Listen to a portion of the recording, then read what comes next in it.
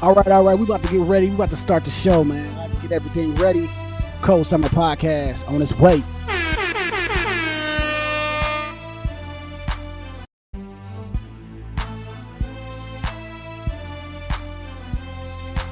And I want y'all to hit that like button on the way inside. Y'all gotta hit the like button, man. Let's work. Let's work.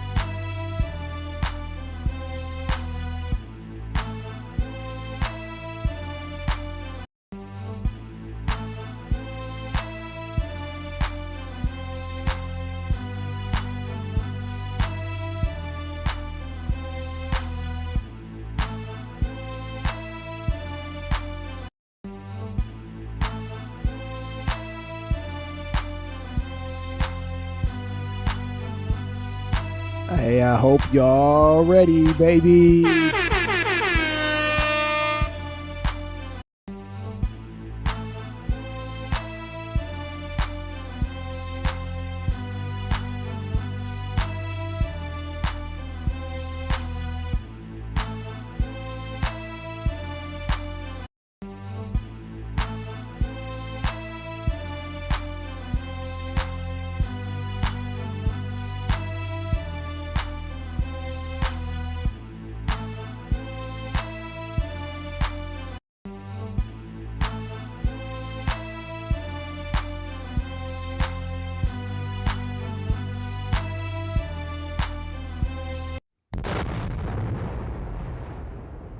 What about me would make you think that I care about your opinion of me? Your opinion of me is not the opinion that I have of myself. You ain't make me, so you can't break me. You didn't build me, so you can't kill me. You know what? God established me, so you ain't nothing you can do to me. I've been him. I've been a difference maker, a game changer. I've been that guy. So what will change? Not a darn thing. I'm not even playing the game, and you got an opinion of me. I'm not even on the field. And anything you want to do, but I love it, but I don't care. And I wish the world thought like that. Youngsters, if you're out there right now, do not give a darn what opinions people have of you, long as that opinion is not consistent of that of yourself. You be you. I'm not playing to make you feel good about me. I already feel good about me. I'm good. Message for the youngsters out there and the old school, not old fools. Oh yeah. Oh yeah. What's going on? What's going on? Let me go ahead and fix my camera up a little bit. Hope y'all doing good out there. I'm getting the show together, man. I rushed to get here, but we here, baby. But we here, man, and we got it going. We got things to take care of today. We got business to take care of today, and we're going to take care of it. I got a new setup here, so I decided to move my microphone over a little bit. Just make sure y'all hit the one to make sure y'all can hear me out there. Had to start a little bit late today. You know, your boy try to stay on time, but sometimes I'm on that CPT time. But, had to handle some work today and had to drive 2 hours and 15 minutes away, handle the business for the 9 to 5, and got right back here. I was able to get back here in time, and I haven't even ate yet, right? I have not eaten yet, and I did this for y'all. So I just need y'all to make sure y'all hit that like button on the way inside. Give me a little bit of, interactions through the show, because I came here for y'all, right? This is my obligation. This is my duty. So I just need y'all to make sure y'all tune in, interact with me. Let's have some fun. Yes, sir. I appreciate that like. You know what I'm saying? I came here for y'all. Like I said, I was 2 hours and 15 minutes away. I'm like, man, I hope I can make it here for the live stream. I really need to make it to the live stream. I was like, man, I hope I got some people on there today. I said, I'm gonna make it happen. And I came here. I made it on time. I was gonna wear a shirt and tie, right? I was gonna do something a little more formal for y'all and go shirt and tie, but didn't have enough time to really get myself together. So we just threw on the black shirt. Always can never can go wrong with the black shirt. But I did decide to get this right here. This is the bubbly, okay? What? This is the bubbly. And thanks to the wife for picking it up. This is a treat for me on Friday. So toast to y'all out there. Hopefully y'all made it through the week. Hopefully you had a good week. And enjoy this weekend, man. Make sure y'all enjoy this weekend. Y'all know me. I'm going to be busy. I'm going to find some work to do. So it doesn't even matter. But you got to take that time to celebrate. All right. So just celebrate your Friday. All right.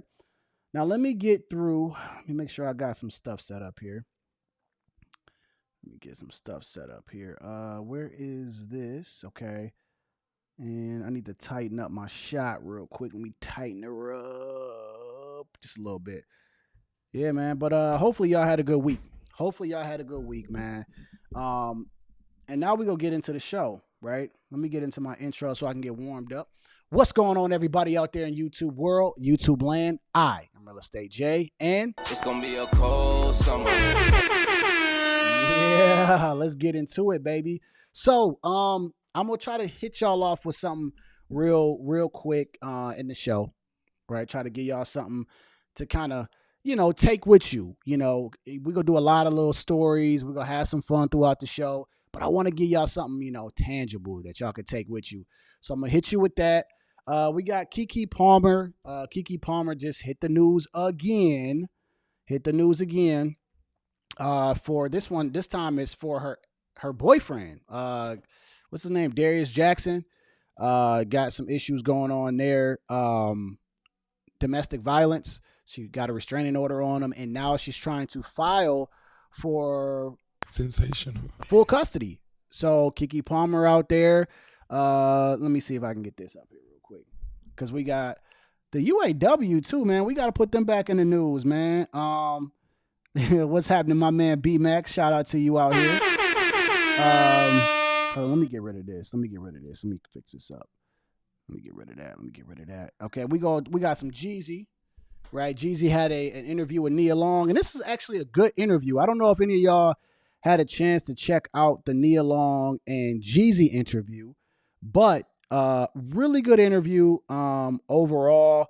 Just with young Jeezy kind of talking about a lot of things, man, just a lot of life things, and it's good to kind of hear a brother like this talk, and he talks about more things than just his divorce. He talks about things he went through as a child. So check out the full interview. We are going to cut to a clip that he talks about with his divorce. But I think I'll probably make another video on this just to give him some slack, because he talks about a lot of great things in this and a lot of great things in that interview. So other than Jeezy, man, y'all remember that Atlanta Riverboat Brawl? Y'all remember that? Y'all remember that, right? Y'all remember when my man took his hat off, flew it in the air, and then the one black dude came across swimming? We got to talk about what happened to the security guard. Yeah, we got to talk about what happened to the security guard. You heard what happened to the last security guards. I do a lot of references, by the way, on this show with like Friday. I watch a lot of Friday and all that, but that's a next Friday reference for y'all. If you don't know, now you know. We already said Keke Palmer, so we gonna bring her to the front. We're gonna talk about this. I got a different perspective on this. I don't know if people are gonna like it or not, but we got to talk about it on this, boy. And then there's a $500 date girl out there. I tried to get the video edited because she cusses in it and stuff like that, but again, I did not have time. What? Didn't have time to edit down the video, so we just gonna go with the raw content, and then maybe I'll just edit it when I put it out. All right. So let me go ahead and get rid of this. And yes, sir. Make sure y'all hit the like button on the way inside. Please hit the like button on the way inside. All right. Oh, that's good. That's good right there. I just hope I don't knock down that drink. But yes, man. We go before we get into the show. Okay, before we get into it, before we just start diving in and having some fun, because I like to say on the Cold Summer Podcast, it's a little bit of edutainment, right? I try to educate while also bringing the entertainment with just regular stuff going on, right?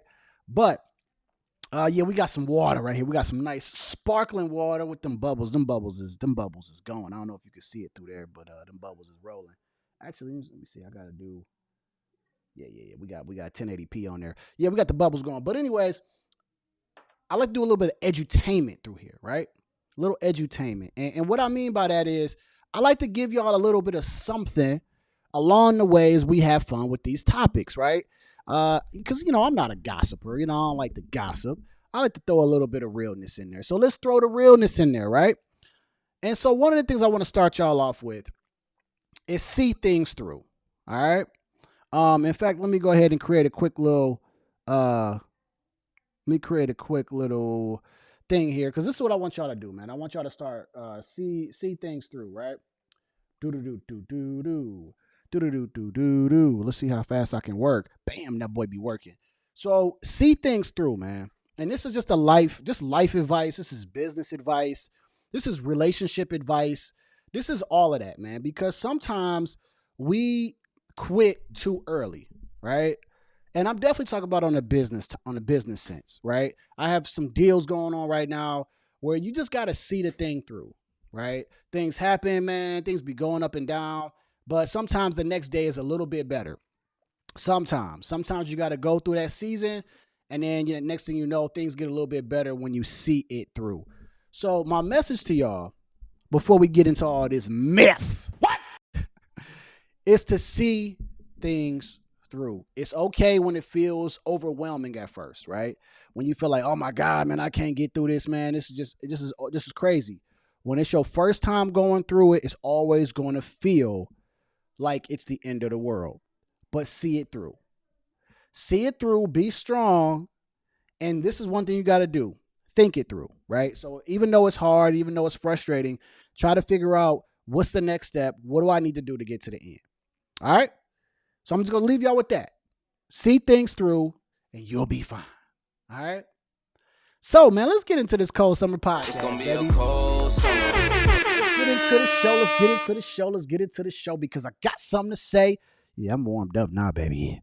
Yeah, I'm warmed up now. So let's get to this screen real quick. And I always mess up when I do this, but I always got to get right back to it. And uno, dos, trece, boom, we there. Let's talk about Kev on stage. Now, let me set this story up for y'all. This is the Kevin Samuels diss, right? So listen. Kev on stage. Let me just set this up for y'all and let y'all know who Kev on stage is very, very quickly, because I'm not really going to give you the full grasp of it. But what Kev on stage is, he's a comedian, right? He's kind of a funny guy. I actually had seen a lot of clips of him during the COVID era, right?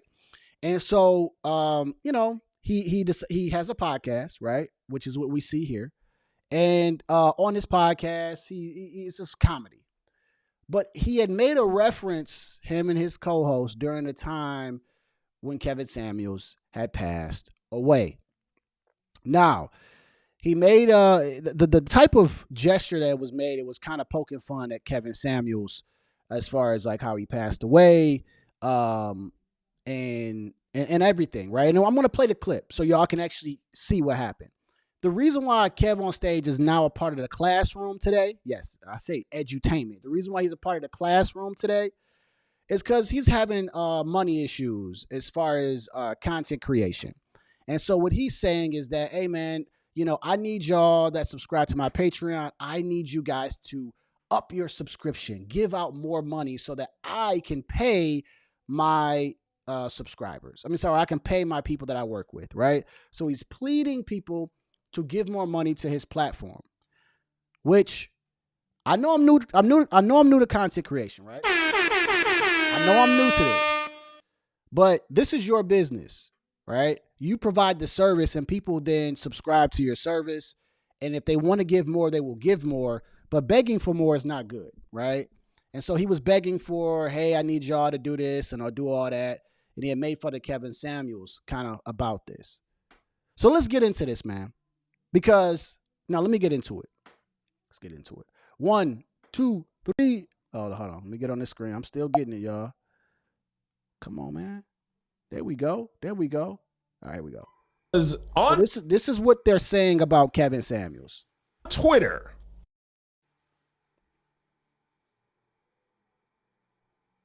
Uh-oh. Something just happened. Hold on. I don't know why the audio not working. Hold on. What happened here? Oh, you got to be kidding me. Y'all can't hear it. Oh. How did I mute this? All right, here we go. So much strife in heaven. All right, hold on. I'm having technical difficulties all of a sudden. It was just working. Was very disrespectful. So y'all cannot hear that, can y'all? Maybe if I have my system audio on, right?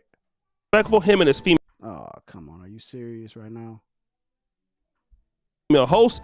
Let's check it out. Once it was kind of confirmed, there was on Twitter basically reveling in the digital streets. Oh, dancing. I'm talking about Dancing. people pulled out kazoos. Uh-huh. They had cakes. They had bouncy houses. They had bouncy. I mean, they were.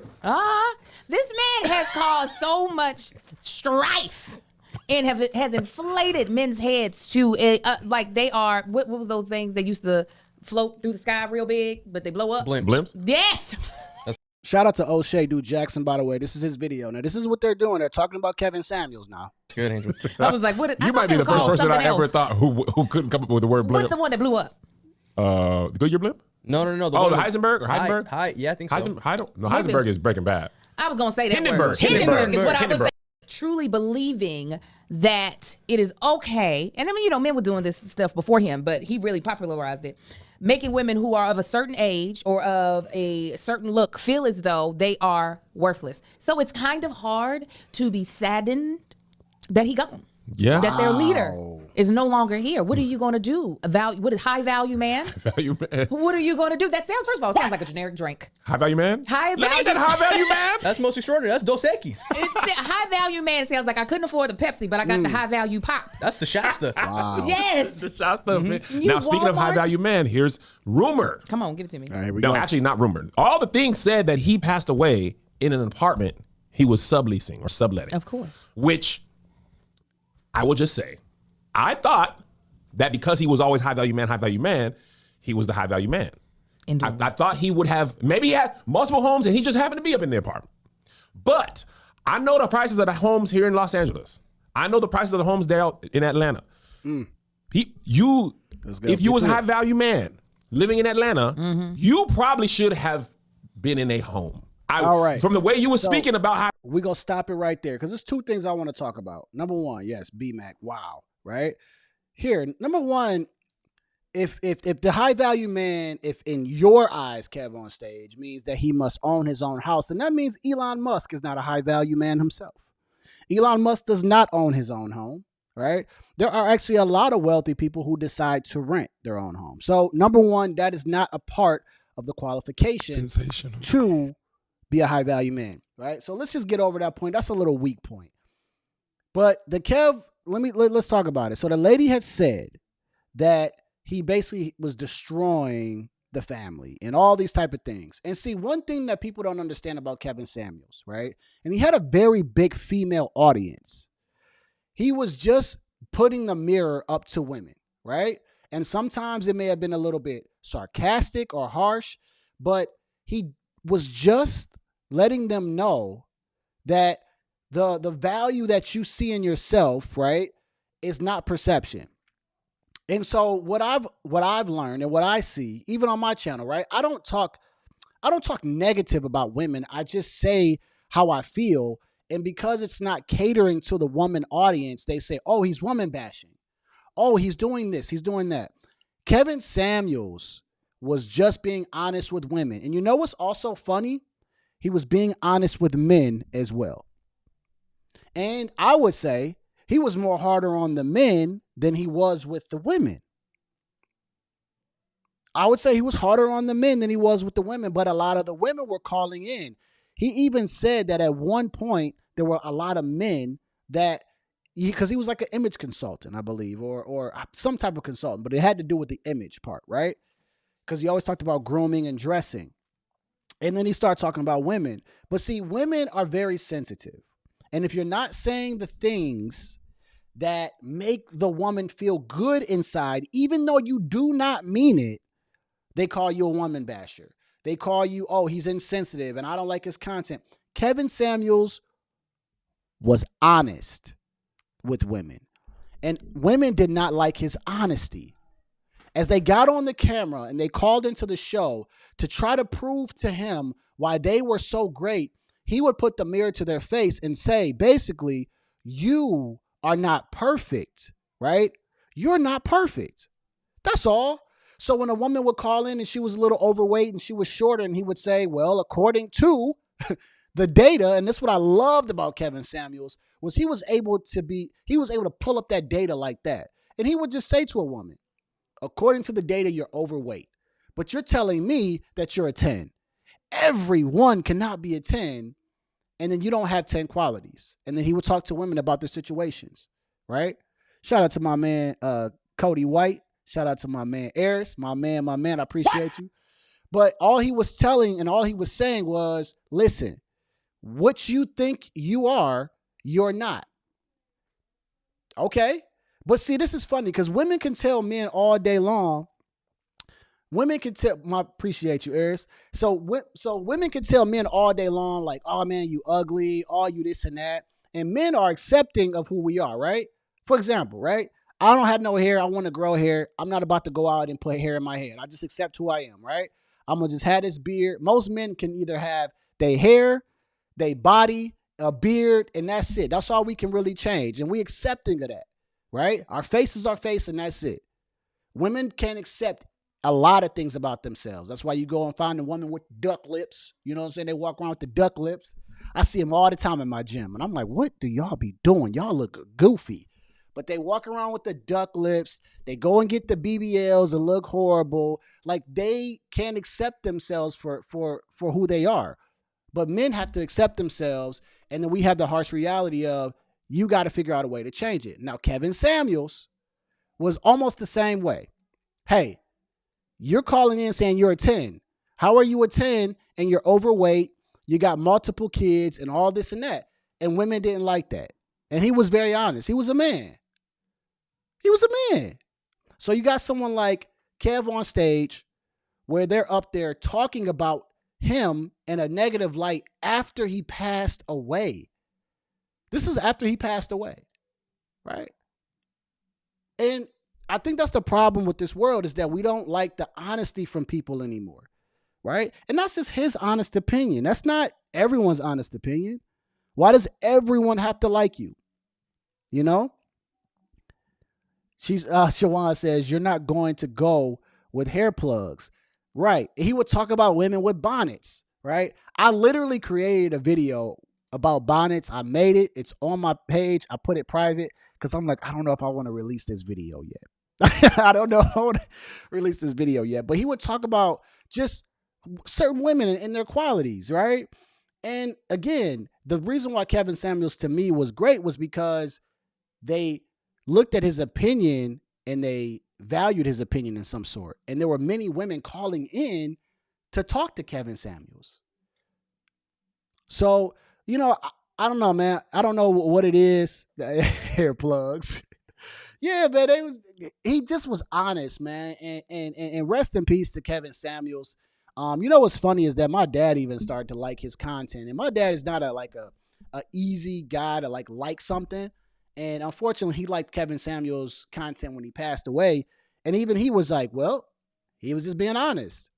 And it's not, you don't find that a lot when you deal with women, right? A lot of times we cater to women. We tell them false things. When they make bad decisions, there's always another guy to pick them up and save them. That's what you find a lot. And so a lot of times men have to fall down and they just fall down hard and they just have to figure it out. And we got to be just accepting on where we are, right? We are just accepting on where we are. And for example, like I said, if I'm out of shape, I just have to accept the fact that I'm out of shape as a man, and then I got to go to the gym. But we go ahead and not clap for women, but women go and then get surgeries. And then we say, oh, girl, you look good. Your surgery looks good and blah, blah, blah. And then they go and get the lips done and they go and get the cheeks done. They go and get the nose done. They go and get everything done. And they still not wife quality. Uh-oh. They still aren't wife quality. So you went and fixed everything physically, but the inside of you is still rotten. You know, but back to my point, most men understand that this is who I am and this is what I got to fix. And we understand the harsh reality. You can't do that with women. All right. But if women were more accepting of, okay, this is the truth. This is what people really think about me. For example, Kevin Samuels, maybe I take what he says and I work on some of it, even though it's very harsh. Even though it's very harsh. It is what it is. So then you got people championing his death like, oh, well, I'm glad he's not around anymore. You're glad he's not around anymore for what? To talk about the truth, to tell women how they really should be, right? He was telling women, hey, you should probably work on this. And sometimes you got to embarrass them for them to really understand exactly what other people think. It was women calling up there. If y'all see some of Kevin Samuels' content, y'all seen it. Them women was calling up there talking about, I'm a 10. And you like, girl, you a 5 on a good day. You a 5 on a good day. And you got multiple kids. You can't keep a man and you ain't even making no money. You are a 5 at best. What? Kevin Samuels said average at best, so I will give him that. But I'm just saying, you know, like, you know, he was just pointing out when women are out there talking about, I want a man with a six pack, 6 figures and 6 feet.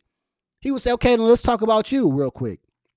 What you got? Well, I'm at Walmart and I only make like $40,000 and I got 3 kids. He would just say, why do you think that you deserve a man like that? Why? Why? You don't deserve a man like that. And see, this is the thing, man. See, Keith Lee 3.5. Yeah, man. Listen, we're going to talk about it here on the Cold Summer Podcast, right? It's going to be a cold summer. Hey, women. How y'all doing?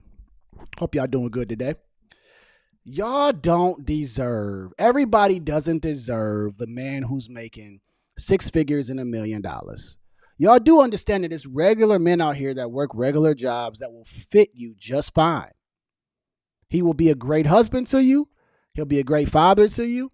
He'll be a great protector if you don't want him to be a husband or nothing like that. He could be a great provider and protector. Guess what? He does not have to make all of these crazy demands on your list.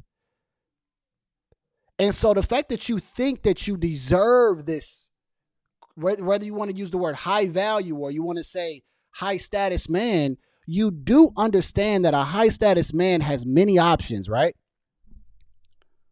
And let's just say, right? Wife, don't get mad at me, right? But let's just say I'm a high status man, right? Work with me. I'm a high status man. I'm a multi-millionaire, right? I'm worth $20 million. Why would I just want you when I can have 100 of you? What makes you special from the other women if I'm $20 million worth? Why do you think you deserve me? You don't deserve me. You deserve that man who's down there working a 9-to-5 job, making it work, and guess what? Is a good man. That's who you deserve.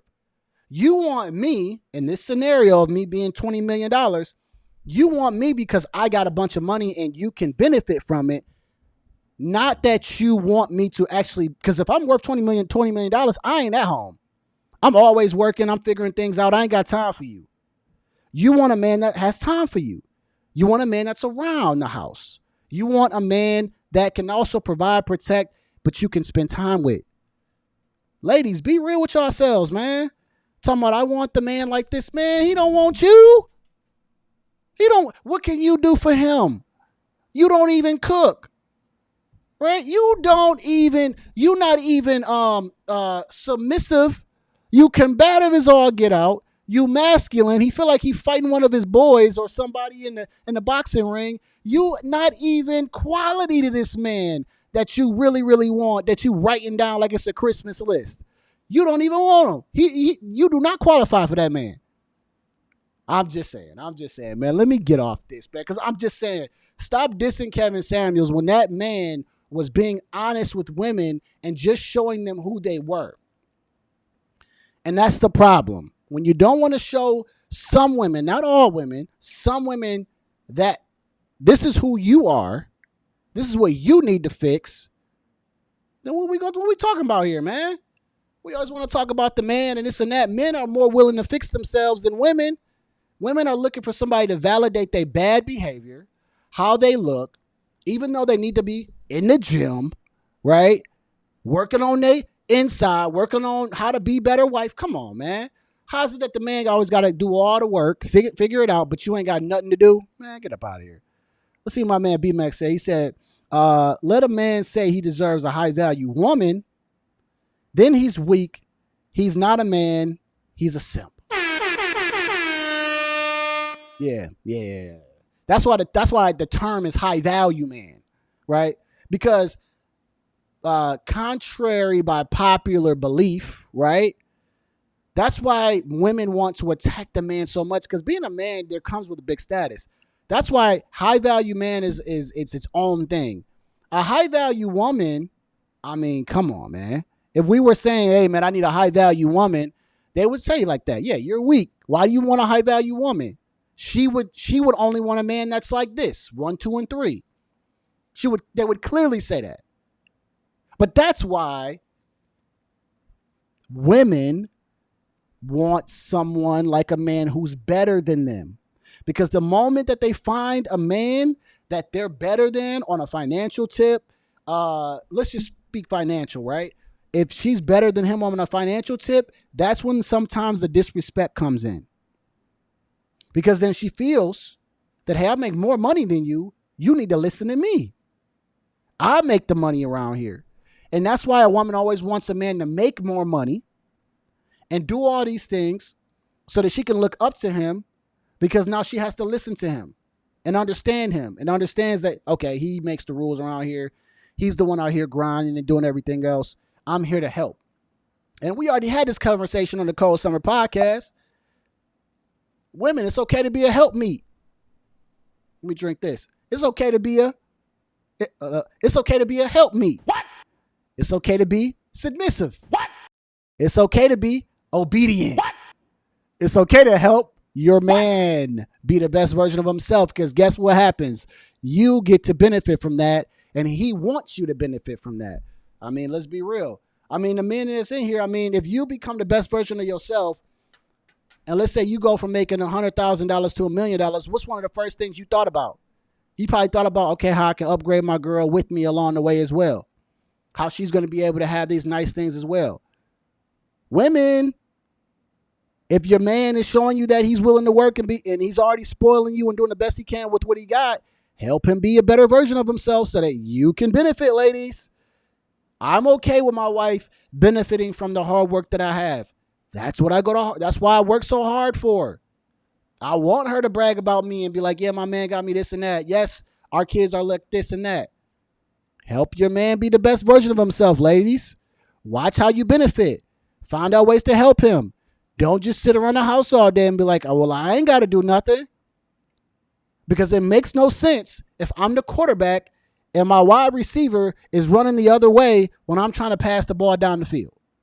We must be working together. All right? That's all I'm saying. That's all I'm saying. All I'm saying. Oh, man, that's good. All right? That's all I'm saying, ladies. That's all I'm saying. So let's get off this topic. So he decided to diss Kevin Samuels. It's a very bad move, Kev, on stage. When he passed away, he actually served a really good purpose here in the space, right? It was needed for him, because a lot of times what you find is that women kind of have a narrative about men, and it's okay. We've lived with it for years. But there is the truth that a man can tell a woman that she can listen to. It's not always a woman telling a man the truth, and then we just have to listen A woman can also be told the truth by a man, and that's what Kevin Samuels was doing. All right. So off that topic, let's talk about this, man. So let me take this off. Brawl. Where is it at? Right here. So y'all remember the Riverboat Brawl? Y'all remember that? Where let me pull this up some. Where this happened it felt like it was a minute ago, but it really wasn't. This was when the one dude was in Alabama. He told the guy to move his boat. It was a white guy, black security guard, or I don't know what he was, but we'll call him a security guard. Said, "Hey man, I need you to move your boat." And then they caused an all-out brawl. It was white versus black. A little 16-year-old, that guy in the middle with the white suit on, with the white shirt on, was swimming across the ocean like Michael Phelps, came over, and then the whole brawl started out. Y'all know what happened to that security guard? He got charged with a misdemeanor. He got charged with assault. Okay. I'm going to play a little bit of this video, and then I'm going to let y'all see the article that happened with him. But this is the guy right here. The security guard is the guy with the blue button up on. This morning, the men at the center of that violent and viral Alabama boat dock brawl speaking for the first time. I probably should skip this because I don't want to get demonetized. A lot of people that was in the way of us docking, and the boats just wouldn't move. We could have docked, but we would end up hitting a couple of those boats and be responsible for it. This illegally parked boat blocking the city's riverboat from docking. Those guys who parked there were told not to leave it there, and they left it there. Crew members making several attempts to ask the owner to move. Everybody's yelling, "Could y'all move y'all boat?" By the captain's order, we got off and moved the boat. 4 steps to the right. That's it. Words were exchanged, and I was like, I'm just doing my job. After we dock, we don't mind y'all staying there, but not at this time while we're trying to dock. What exactly were they saying to you at this time? Just some nasty words, cuss words. I don't like violence. And alcohol involved. They got beers in their hands while they on the dock. This man was trying to do his job. And now it's been told he's been doing this for about 10 years. Let's get to the rest of the video. I'll give you my thoughts after. So I would try my best to ignore them. What's going through your mind at that time? The people of the boat, their safety. Getting them in, getting everybody off, and getting them home. Plus, I'm thinking about his boat also. Because if our boat hits his boat, it's going to sink. A shirtless man confronts him. Look at this. He's been there before. He knows the rules and regulations. That's why he was asking me, where's the sign? Then another man quickly becoming aggressive. All right. So I think I got to stop this part. So y'all know what happens at this part. He pushes him. The man throws up his hat. Damien tosses. Boom! It's the hat throw for me, dog. My man said, you know what? I done had enough of this. And I'm tired of this job. I'm tired of this. And my man said, enough is enough. He trying to work here, y'all. And then he's getting confronted by individuals.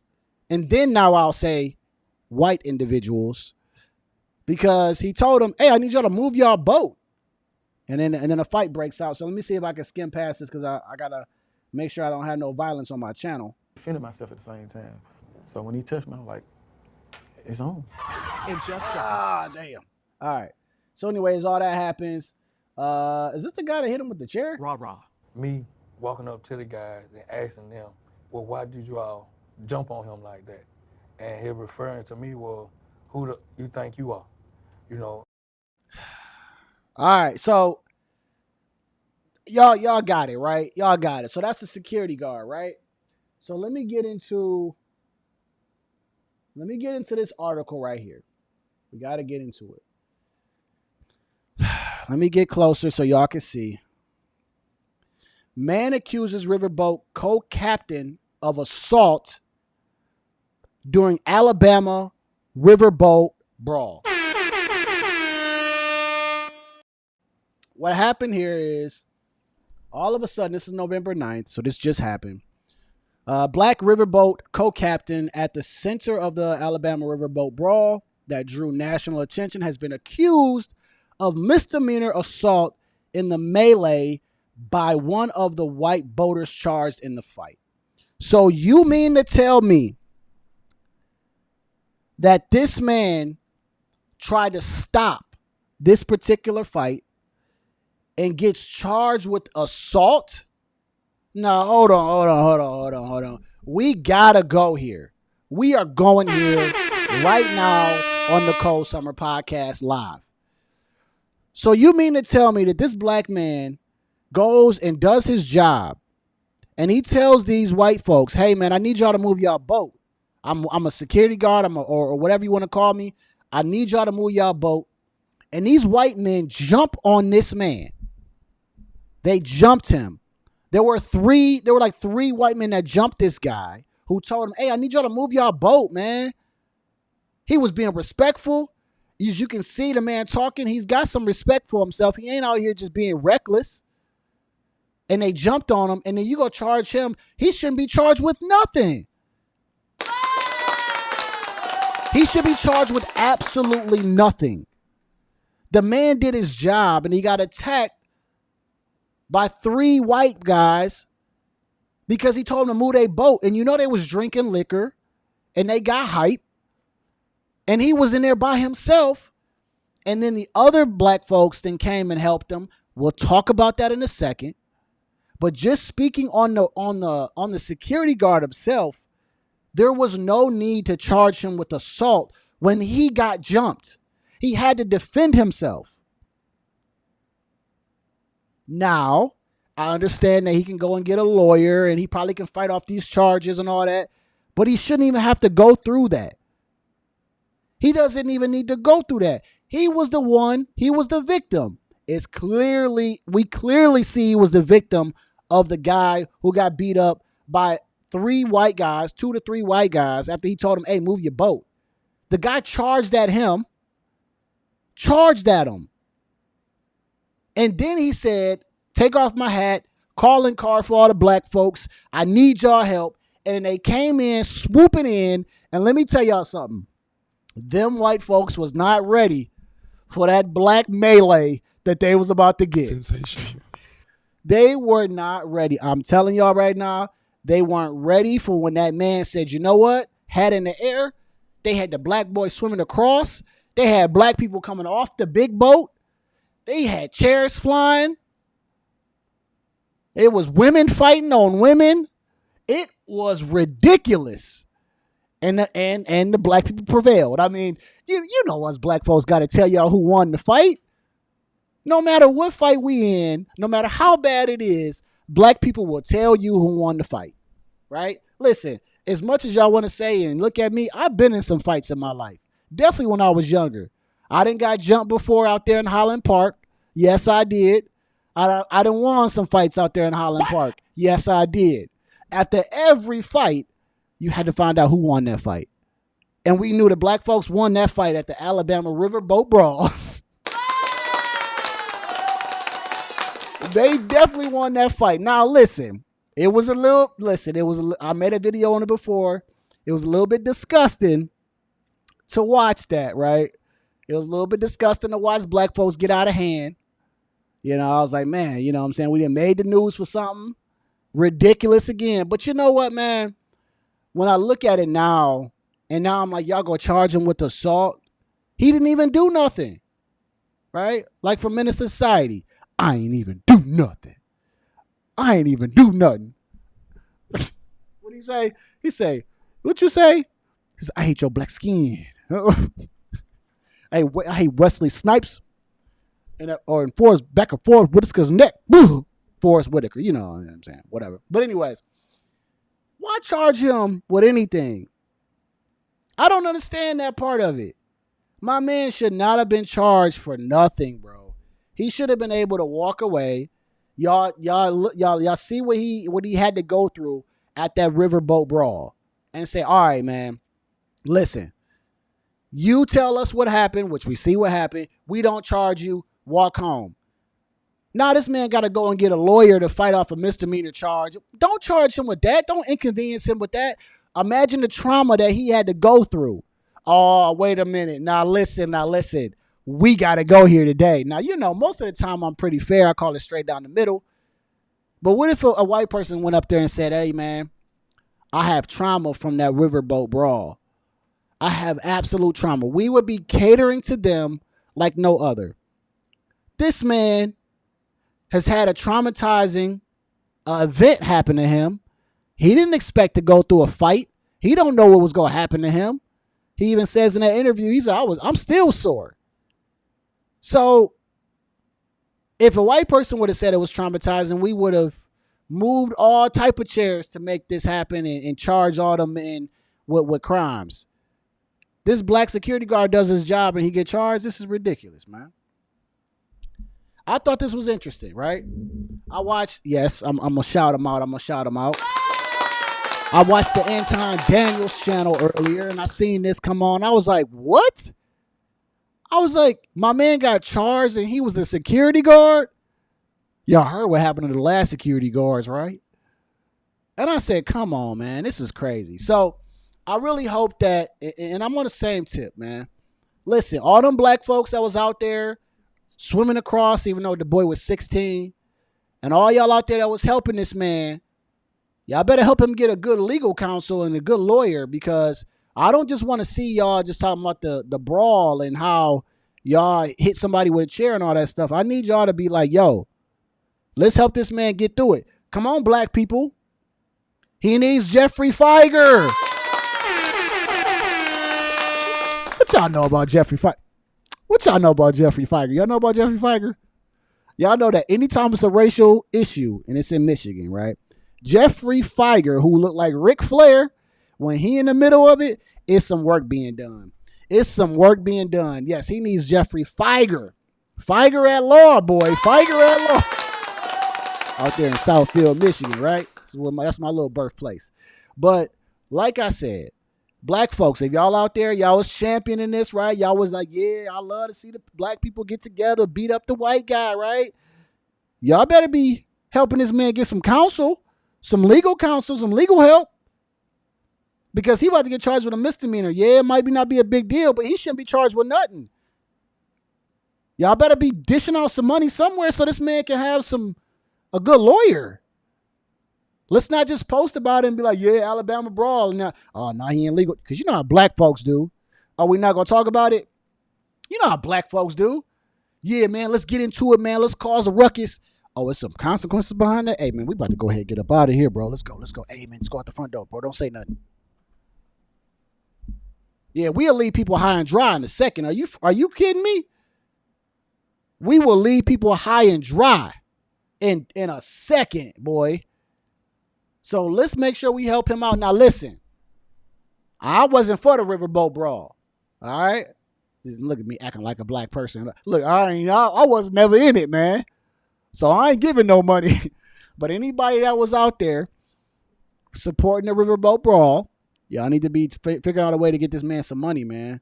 But on the real tip, he does not need to get charged. I think this is ridiculous.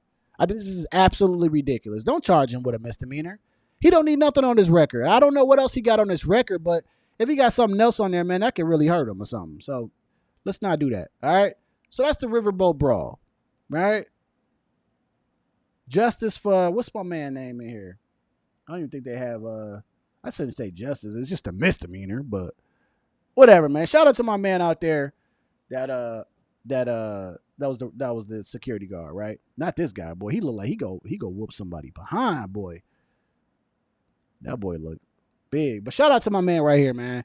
Honestly, man, if it's a message, if my message ever gets out to him, my message is this to him. You did a really good thing, bro. You stood up for yourself. You were very professional. Very professional. And when things got out of hand, you had to take it into your own hands, unfortunately. But you did the right thing, to be honest. I mean, you got to stand up for yourself. A job is not going to stand up for you. And they're not going to pay any of your bills and none of that stuff. And you was working for, I think, this job for 10 years or in this field for 10 years. You did the right thing, bro. All right. Woo! Let's get on over to Keke Palmer.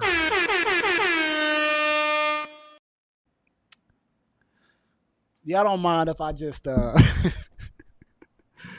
gonna have to take a quick sip on this one, man. I don't know if y'all ready for my take on Keke Palmer just yet, but we got quite a bit of people up here in the sphere, right, in the social media sphere. I don't know if y'all ready for this, man, but we are gonna get into it. Make sure y'all hit the like button wherever you're at. If you're on Facebook, hit the like button, hit the love button. I see a few people hit love. And if you're on Facebook, if you're on YouTube, also hit the like button. And also, come on inside the Cold Summer Podcast. It's gonna be a cold summer. Comment. Don't be a stranger. Don't be a stranger. All right, y'all. Let's see. Keke Palmer. All right. Let me bring this down. Can I bring this down real quick, man? I'm oh man, I don't really want to talk about this, but I do want to talk about it. I don't want to talk about it, but I do want to talk about it because I know this is very sensitive, right? And my take on this is probably not what you want to expect, right? My take on this is not what you want to expect. All right. Let me set this up real quick. I just want to have a picture of her, so when I have to flip over to the next screen, it's there. All right. Keke Palmer. Let's set the story up the traditional way, and I'll give you my thoughts the J way. So Keke Palmer has filed for sole custody of her child that they just had. I believe it's only maybe like 8 months old or something like that, from Daruis Jackson. And now it's been told that Daruis Jackson has had a restraining order filed against him by Keke Palmer because of domestic violence, domestic abuse, and also emotional abuse. Her mom decided to go on to social media, which, you know what I just don't understand? Uh-oh. Oh, crap. I didn't mess something up. Okay, cool. You know what I don't understand? What? I don't understand why everybody's going to social media. Honestly. Like, the first thing that people do, like, remember with Joe Smith's wife we just showed on the Cold Summer Podcast with the 48 Oysters lady, like, and the Cheesecake Factory lady, everybody wants to go to social media. DJ Envy, like, everybody's going to social media instead of handling their problems. I just don't understand it. But let me get rid of this. Let's play the video from Keke Palmer's mom. All right, let's go. I've never done anything like this. I've been in this business for 22 years. I've seen a lot of stuff, but this is I can't help myself. For Daruis Jackson to post on his Twitter the ridiculous stuff that he's posted when he knew his brother was abusive. I went to Daruis over a year ago and told him that his brother was abusive to my daughter. Now, I was going to say, Daruis Jackson is Daruis Jackson's brother. And he said, well, I used to be like that too. What? So now he's posting on Twitter like he's this special guy when we know he's the biggest boy in Hollywood. He's disrespectful to women just like his little brother. Ooh. He taught his brother how to be abusive. So he don't get to act like he's this special guy. No, you're a boy and you're a part of the problem. All right. Look. So now I will go back to what Mommy Palmer has said, right? Oh, come on, man. I just had this up and running. So now let's go, right? Let's talk about Keke Palmer. Now, y'all know. I got to keep it real in the Cold Summer Podcast, right? It's going to be a cold summer. I'm going to first start this off by saying this. I should probably put a ticker across the board. I do not condone violence. I do not condone violence at all. I don't condone violence, definitely inside of a relationship at all. Okay? I don't. Again, I do not condone violence at all in a relationship. At all. Okay? This should not be going on. When y'all in relationships together, y'all should not be being physically abusive to one another. At all. I don't care who it is. It's not acceptable. Right? And if it gets to that point, y'all don't need to be together. Now. Sensational.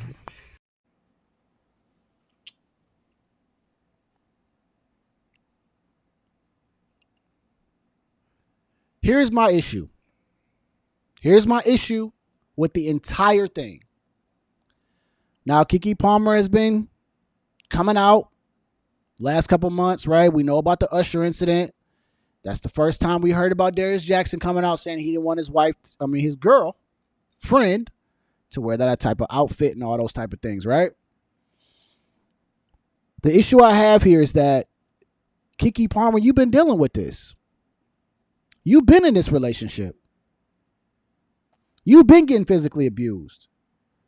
The mom just said she went to Sharonis, which is a horrible name, Sharonis Davis's house a year ago about this particular issue, which means she confronted the brother about this a year ago, but they've been together for 2 years, Keke Palmer and Daruis. This has been going on the entire time.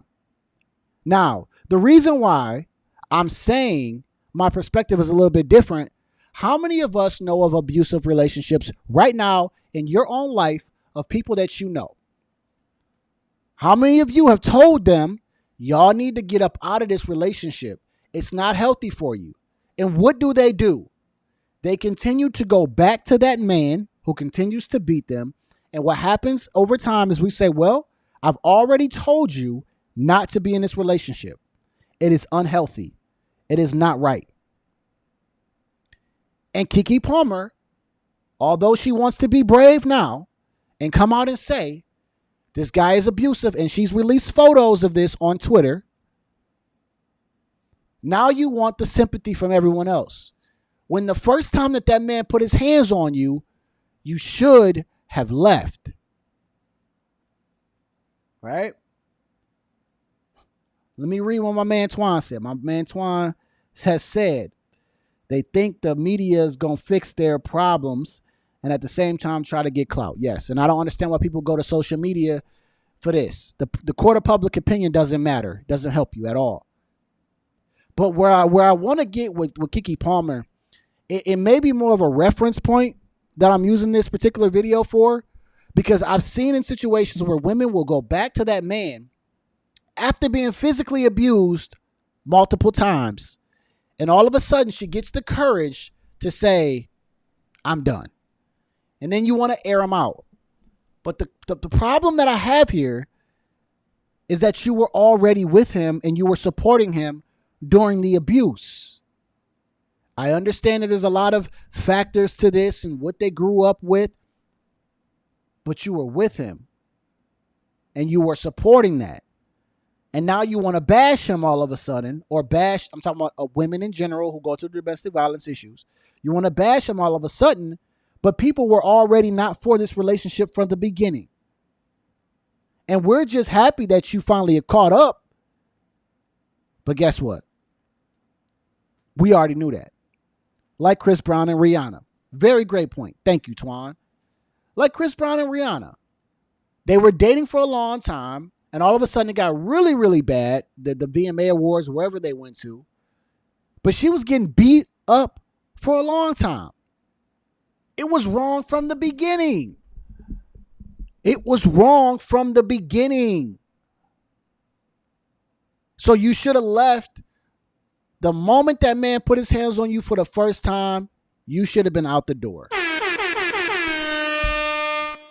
But the problem is when you stay around after being abused, you condone what's going on. And when people and your friends tell you to go and you don't go, you must enjoy the love that's being given to you. And I don't condone violence in this particular situation, and I don't like it. I'm not telling you guys that I'm okay with Daruis Jackson hitting on a woman. Absolutely not. What? But see, you have to leave these situations before they get here. And there's always an opportunity like this that presents itself in the very, very beginning. The first time he puts his hands on you, you have a decision to make. She didn't make that decision. So now she's gotten the courage and okay, great. You've gotten the courage to now finally get out on leave this relationship. But this has been going on for a while. You cannot tell me not one time that your mother didn't tell you to leave this relationship, that your friends told you to leave this relationship, and were giving you the right counsel, but you decided to stay. And so just like you decided to stay and deal with that problem, now when it's time to go, you have to deal with that problem. Just like you decided not to air out that information when you were together, there's no need to air out that information now that you want to be done with the situation. You handle that same situation the same way you went through it.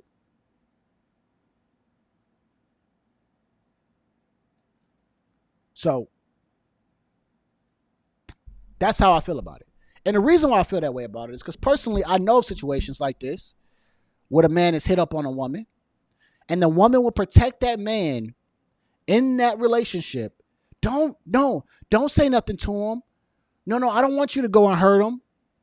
I'll deal with it. Don't worry about it. It's okay. And it happens again, and it happens again, and it happens again. And it gets to a point where you say, well, if you don't want me to help you and you're condoning this violence, I can't do anything for you. You must enjoy this. And so the passion in my voice is really the anger in my voice, because I've seen this situation one too many times.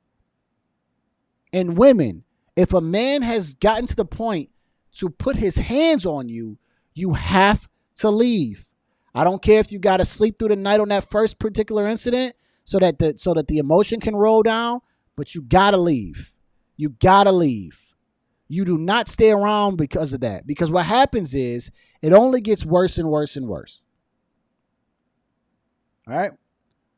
My man Twan says, let me bring this down. Bring this down. I gotta shrink this. There we go. I tell dudes all the time, if you got power to hit a female, you got power to break up with her and move on.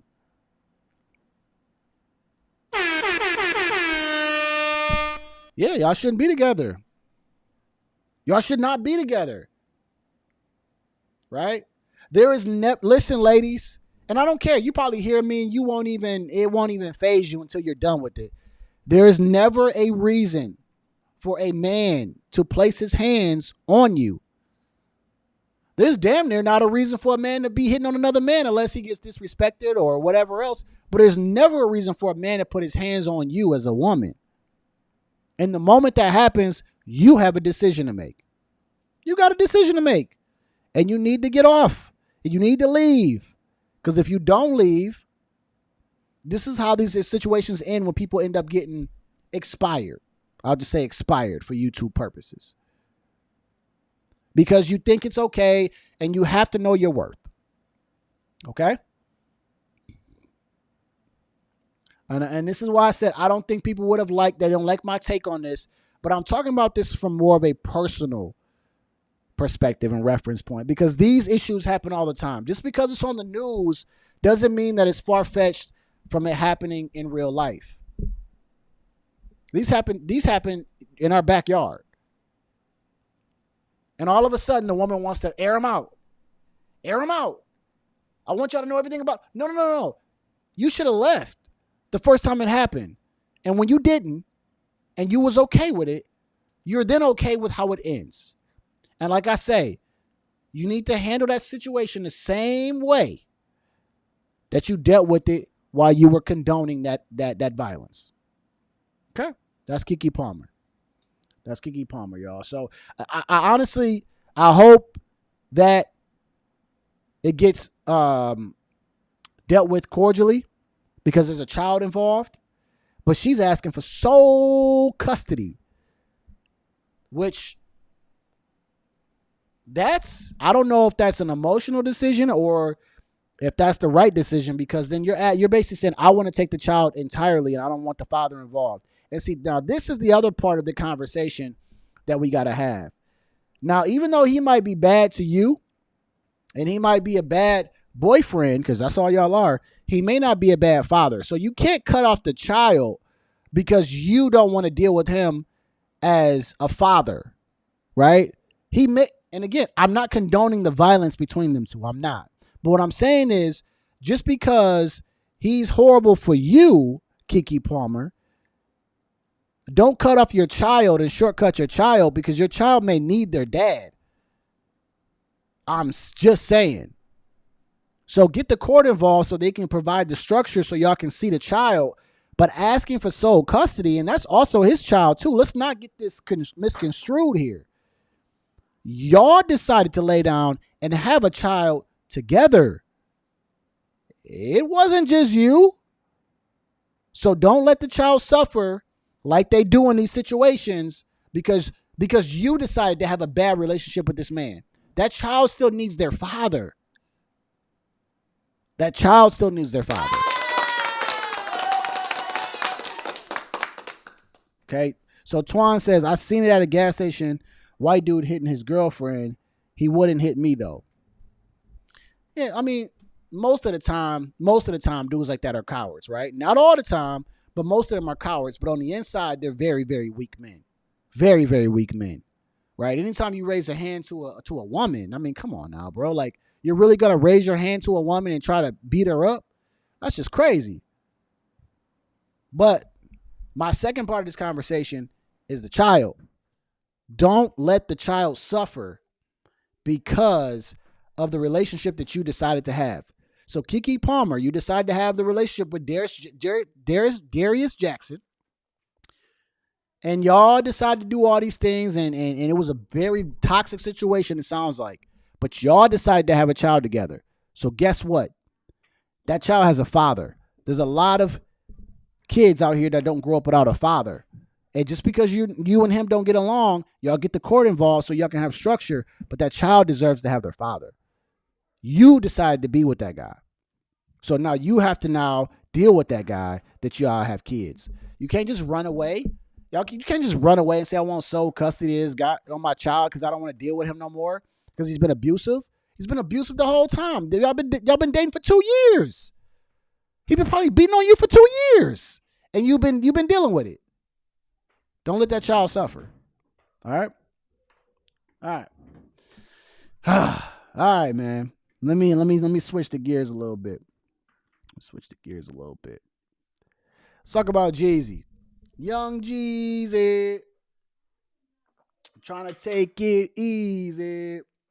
And the only way to go is so. I don't know, man. Every time I hear like Young Jeezy's name, that's the first thing that comes to my mind is like that song. But so Young Jeezy, man, let me tell y'all something about this particular interview. We'll get right into the video. This was a very great interview. All right. I encourage y'all to go and look at this interview in full. Right. It's an hour long, hour and 3 minutes long, but it's a great hour and 3 minutes long. It's good entertainment. It breaks up really well. Him and Nia Long kind of talks about her situation a few times, but Jeezy does a really great job on breaking this down. And very strong individual, very strong man, I will say, right, from what I heard from this. But we got to talk about the divorce, and then let's see if we can get anything from here. I think I'm going to bring up some other topics from this particular video because it was very enlightening. The whole thing was. So let's talk about this full screen. But what we haven't talked about is your current marriage and your current situation. And I think it would be unfair to you to not address that in this space where we're being really open and honest. And it doesn't have to be the details of anything. Right. But if you've done all of this work and you've given yourself that grace and you've given yourself that space to grow and you've given yourself permission to love self, right? Then what happens when a man gets to the point where they're just like, okay, I'm filing for divorce? This is a good question, y'all. Let's see what he say. Integrity intact. I could never say anything that would not honor somebody. Absolutely. But I can tell you that this has not been a easy journey. Right. I can tell you that I'm saddened. I can tell you that I'm disappointed. I can tell you that I'm uneasy, right? But again, like, God has put me in a different path, and that path is going to entail for me to take care of myself and to love myself and to be in the best situation that I can thrive as someone who's been through all the things that I've been through. It's kind of something you can't explain. Yeah, you can't. The real thing is like, okay, I don't like to fail in anything. Me either. I don't want to lose. I don't want to fail. I don't want to fail, especially when I know what you've poured in. Right. And, as I sit across from you, like I can only be responsible for myself. True. All right, cool. So let's talk about this, man. Let me tell you what I kind of got from this, right? Let me tell you what I got from this Young Jeezy situation and Nia Long, right? You got two people here that both went through two very public breakups, right? One was a divorce with Jeezy, and then also with Nia Long. She was not married to Ime Udoka. They were just boyfriend and girlfriend. I think they may have been engaged, but so you got two people talking about their experiences. Now, what I got from here was that I really believe that Young Jeezy tried to make this work. I really believe he tried to. I believe that he even wanted to keep this relationship going. I really believe that, right? This is a man, and these are small things, right? This is a man who seemed happy to be married, wore his ring all the time, talked about his wife. I really believe in the situation, and we will find out. We will keep tabs on the story that this is going to come down to Jeannie Ma. I don't think it's going to have a lot to do with the culture, because a lot of people want to just destroy Young Jeezy for dating an Asian woman. What? They want to destroy this man for dating an Asian woman, and they want to say it didn't work so bad because he was black and she was Asian. And I think it's going to come down to just differences between the two of them, right? He seems to be a man that wanted to make this work. That's what I get from Young Jeezy. Hey, man, I wanted to make it work. I was saddened. He says I was saddened by it.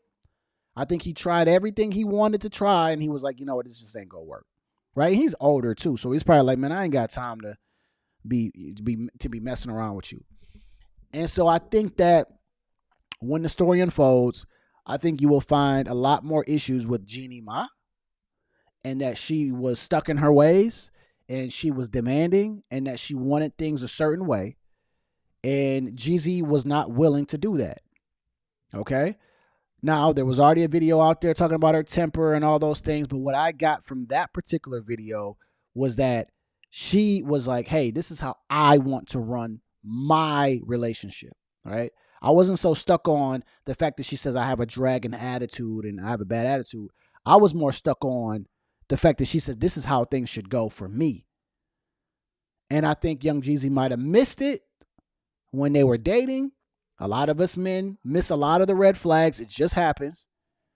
And then I think that she was like, listen, this is how I want it done, period. And Jeezy was like, no, that's not how we go do it. He tried to work through it. And I think they just hit a breaking point. And he said, I can't do this no more. Right? And he's in his later 40s, man. So I believe he would have tried to make it work. I believe he would have tried to make it work with her. They had a child together.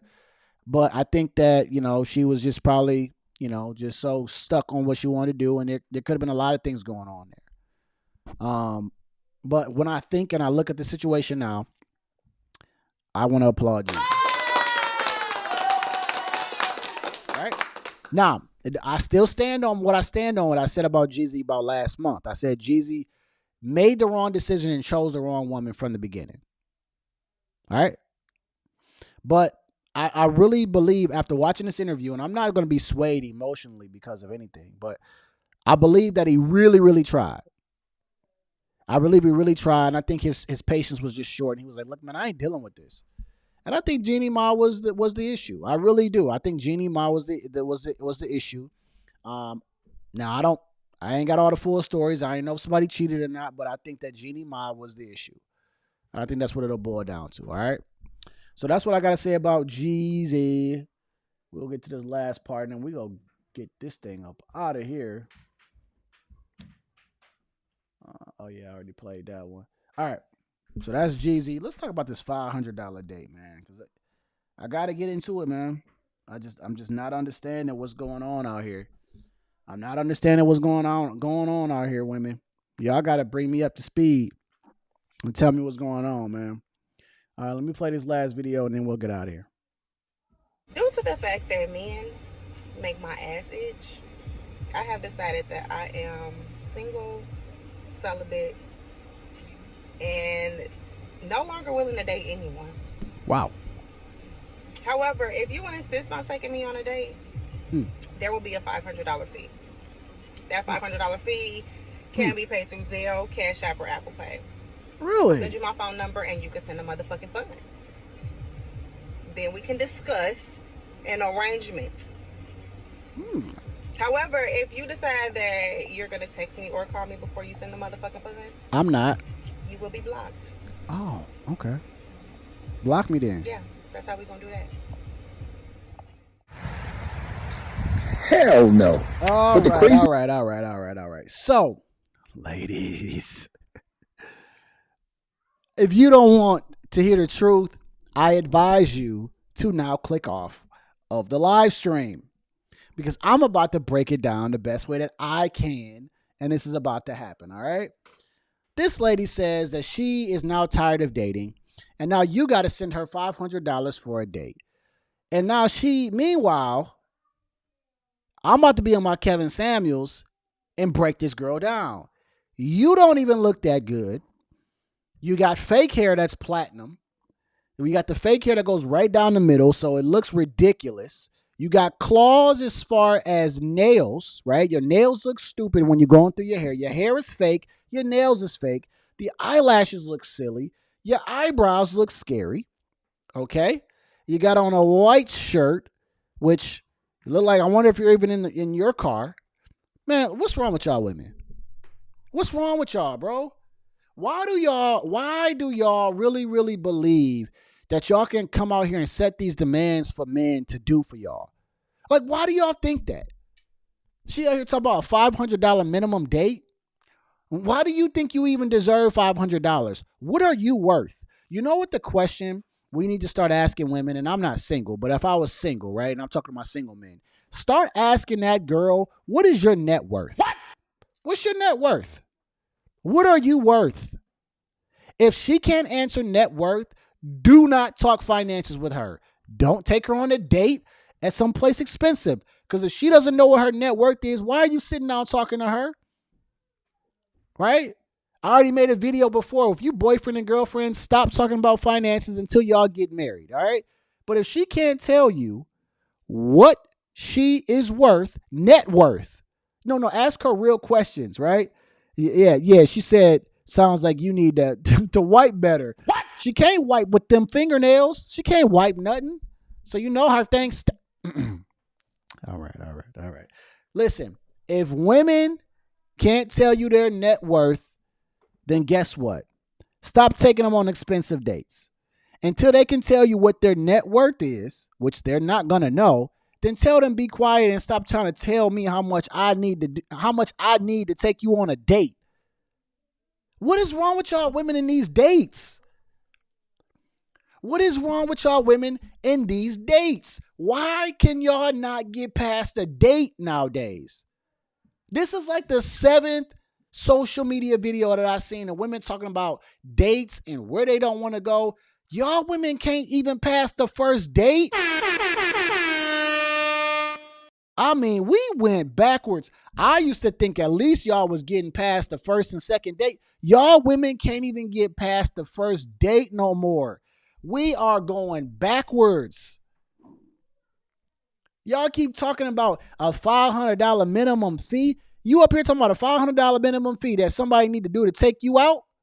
Are you kidding me? Do you have $500? What is your net worth there, fake Barbie?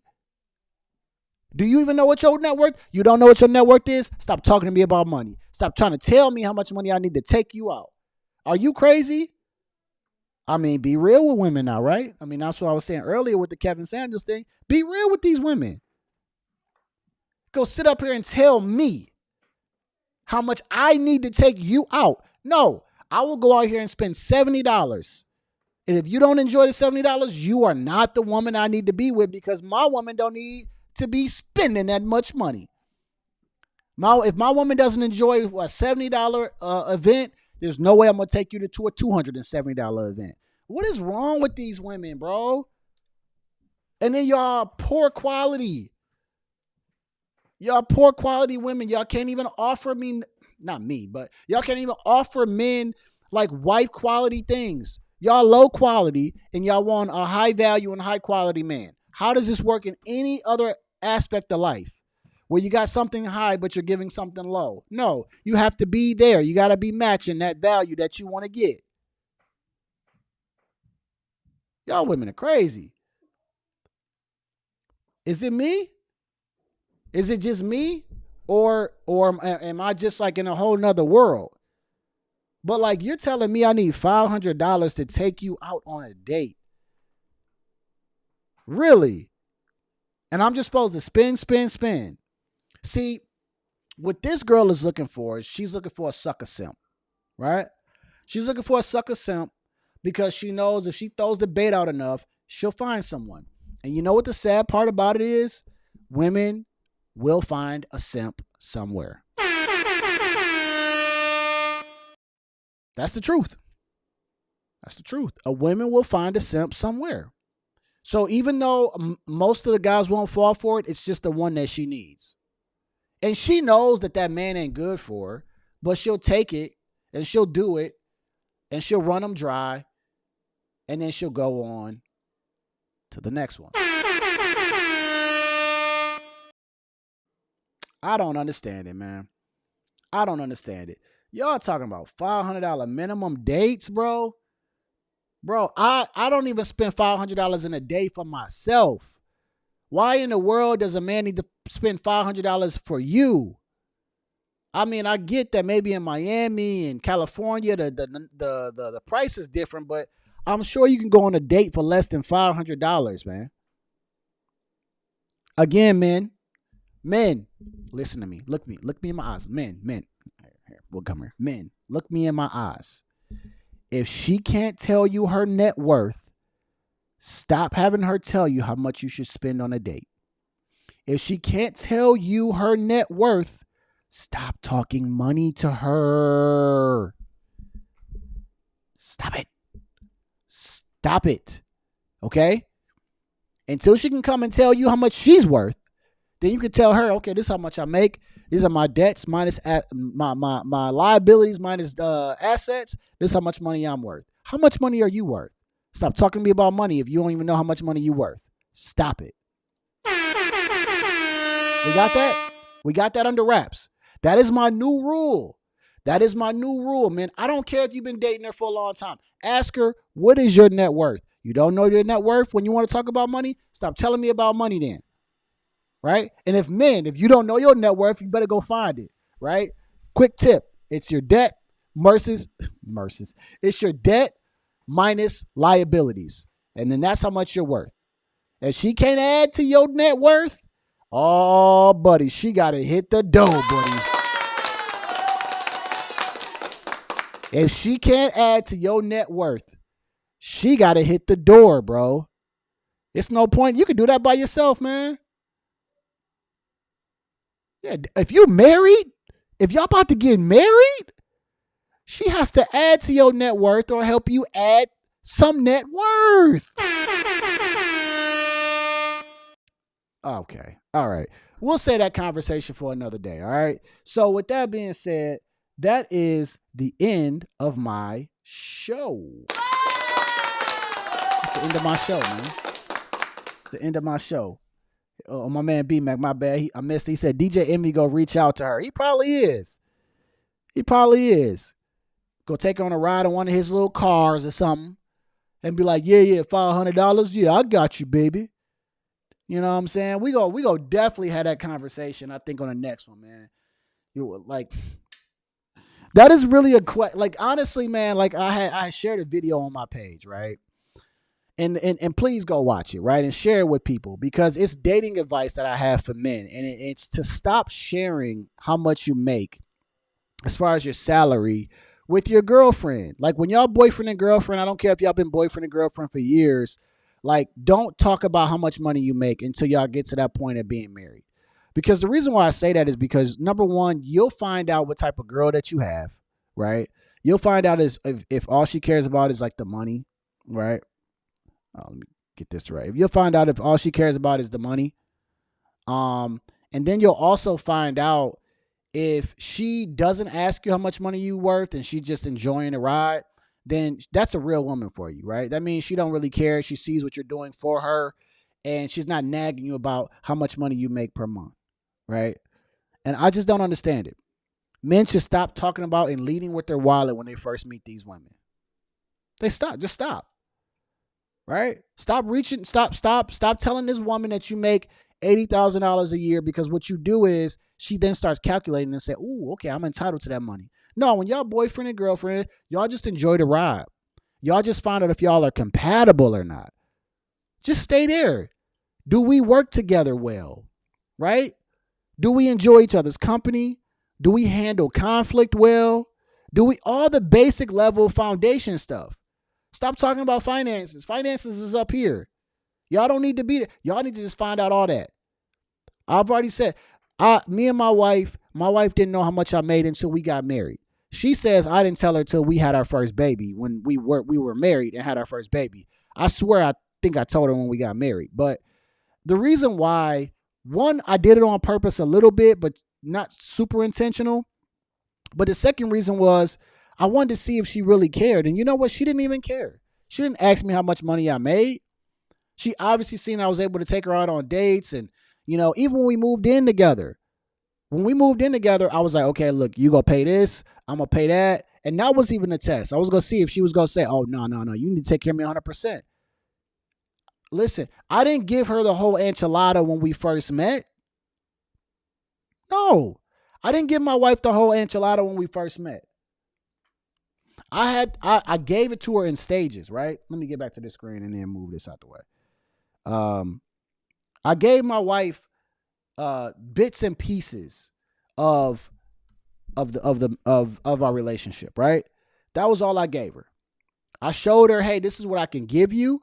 But then even when we started moving in together, I said, okay, you're going to pay this. I'm going to take care of the bulk of it. And she never once complained. In fact, she used to give me the money days before the rent was due. Because it showed me that, okay, when I give this woman everything that I got, she's going to appreciate it. Because she's giving me this money right now and she ain't complaining not one bit. And she never asked me how much money I made. She just knew, okay, he's able to do it. He's able to figure it out. So I give men a strategy tip. Stop discussing with that woman how much money you make. Definitely if you just met her. Stop it. You want her to like you? You just show up and tell her who you are and y'all go out.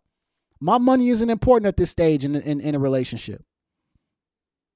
Don't try not to have a baby with her, but if you do, whatever. We still don't need to talk about finances. I can take care of my child. Cool. When we get married, then we can start talking about, okay, this is how much money I make, babe. How much money you making? Right? How we bring this together, how we make this work. What's your net worth? What's my net worth? But when y'all boyfriend and girlfriend, stop it. Stop talking finances. Stop telling that girl you make over $100,000. She just calculating in her mind like, ooh, I'm about to have a good life. Little did she know, like $100,000 ain't a whole lot of money, but you still need the help. All right. Now she got the cookie jar. What you mean?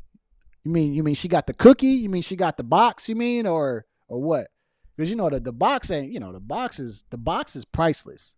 The box is priceless. It's funny though, because women will say, like we just watched the Lisa Ray interview. She'll be like, well, I'm giving them the box. Well, you can get box on the side of the street if you go to the right place at nighttime. I mean, it's not really that hard. Even a broke man can get some box. You know what I'm saying? It is what it is. But good show today, man. This was a good show today. I'm glad I made it. I'm glad I was able to make it to this show. Like I said, I had a very busy schedule and had to drive 2 hours away, but I made it here on time. And this was fun, man. I get to see these topics coming across the YouTube platform. And it's funny, man, because I'll tell you guys how I get these topics. I'll give you some behind the scenes action real quick. So I drive a lot for my 9 to 5, right? And I also do real estate as well. But when I drive my 9 to 5, I get a lot of YouTube content that comes through my screen. And I'll listen to them and I'll say, okay, whether I want to make a video on it. And a lot of times I'll watch maybe 1 or 2 videos and I just want to give y'all my perspective. I don't even talk to nobody about them. I'll just bring them on the Cold Summer Podcast live. It's gonna be a cold summer. And then I'll talk about them. So like my wife, like I won't even bring this up to my wife or nothing. Like a lot of times I'll just bring it on here and I'll just have a whole thing, right? So I enjoy it, man. This is cool. No, your finances is the cookie jar. Yeah. Keep your hands out the cookie jar. No. I'm telling y'all, man. I'm telling. Just try it out. I bet you this, right? I bet you if you don't discuss finances with her, you're gonna find out you're gonna have 1 or 2 women. You're gonna have a woman who is very accepting of not caring how much you make and just enjoys who you are as a person. Or you're going to have number 2, you're going to have that woman who constantly finds a way to ask you about how much you make, and then she will make an argument about the fact that you haven't told her. You know how this conversation go, right? What? She's going to ask you one time. You're going to say, hey, babe, we're not really there in our relationship yet. That's going to turn into a whole debacle, right? Oh, my God. Then she'll bring it up again maybe a year later, and then she'll cry. And she'll say, I need to know about my future and if you can take care of me as a person. And then she's going to nag you. That's the second person. She's going to nag you about how much money you make because it's important and imperative to her that she know how much money you make. Because she needs to start calculating in her mind if you can protect her or not. Just don't talk to her about it. Don't talk about finances. Don't tell her how much money you make. And when she brings it up, you just say, hey, I want to be honest with you. I don't want to talk about finances for this particular reason. I just want to get to a part in our relationship where we can do that, which is when we get married. And if you plan on marrying her, you tell her. If you're not planning on marrying her, well, I would tell her that as well. But you may not want to bring up, I want to get to the marriage part. It's up to you. But yes, I wouldn't talk finances. I keep it out of it. You'll find out what type of woman you got. Some women can't hold that. They can't hold the, I don't know. I was going to say they like a leaky faucet. Some women will just say like, I got to know how much money you make. It's just very curious to me. You can tell them where you work. Obviously, I mean, that's fine. I mean, you don't want to be like Tommy from Martin and be like, yeah, I got a job, but you don't. Yeah, I work at Comcast, right? Or yeah, I work at, I work for Microsoft. Cool. You ain't got to tell her the position or nothing like that. You could say, hey, I work at Microsoft and yeah. But you ain't got to tell her everything, though. All right. Oh, man. So I'm going to get off this thing. I'm going to chop down these videos. Make sure y'all tune in about like 20 minutes. I'm about to drop this coffee talk video. So I'm going to drop that here in a second. I'm also going to drop a few videos from the Cold Summer Podcast. So I appreciate y'all. It's going to be a cold summer. Now it's time to get out of here. Ooh. Audio Jungle. Oh, man. What I leave y'all with today is seasons of life. Seasons of life. There are seasons of life, man. And a lot of times you just got to kind of know what season you're in. Sometimes you're in the winter season where it's real cold, nothing's really working. Sometimes you're in the hot season where it's like, hey, man, everything's working out, man. People are nice to me, you know what I'm saying? My girl is good to me and the money's coming in. You got seasons of life. What I want you to understand is that in every season, it's meant as a character building. So when things are good, how do you treat people, right? How do you treat yourself when you got everything moving in your way, right? When you're in the bad season, right? Are you more of a jerk? Are you an a-hole or what's going on? You know what I'm saying? Every season is character building, and you need to understand that you're going to make it out of this season. You're going to make it out of this season. But before you get out of that season, what was made of me during that particular time? Did I become better? Did I get beaten up and wounded? Did I quit? Every season is made for a certain reason. Everybody's season is different. Everybody's season is different. We might be at the same job and go through the same project, but we got different ways that we interpret it and go through that season. So just find a way at every season. Anytime something happens, always find out, okay, man, how is this gonna make me better? Or Lord, what are you taking me through? What do you want me to learn in this? Because I need to come out of here with something. I need to come out of here with something. And if you deal with situations like that, you'll start to find out, yes, these things are hard. Yes, life comes at you like a freaking wrecking ball, like it does. But guess how I'm gonna get better at this? This how I'm gonna get better. Oh yeah. Okay, I learned from that. Okay, I lost this person as a friend, but guess this is what I've just learned. Right? Oh man, I lost some money. Man, I ain't gonna be able to make that money back, but I can go over here. But man, I just learned how to deal with money a little bit better. Cool. Take a lesson from everything you learn, bro. And like I say, after every video, that this is chess, not checkers. And I'm going to see y'all at work. It's gonna be a cold summer.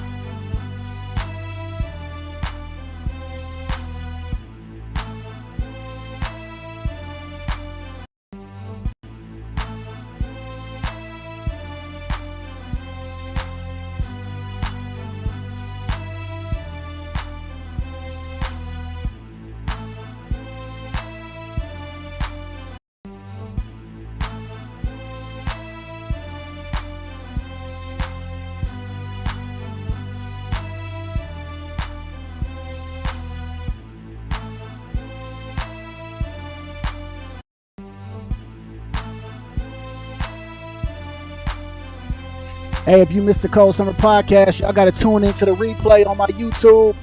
Make sure y'all tune in, man. See y'all at work.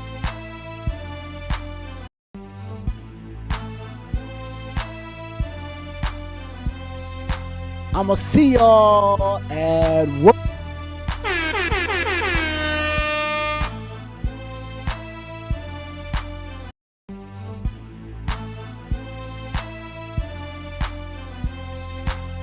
Hey, make sure y'all drink something good for me on this Friday night too, man. Make sure y'all get something good. I got some champagne here. I'm out of here for real. See y'all at work, baby.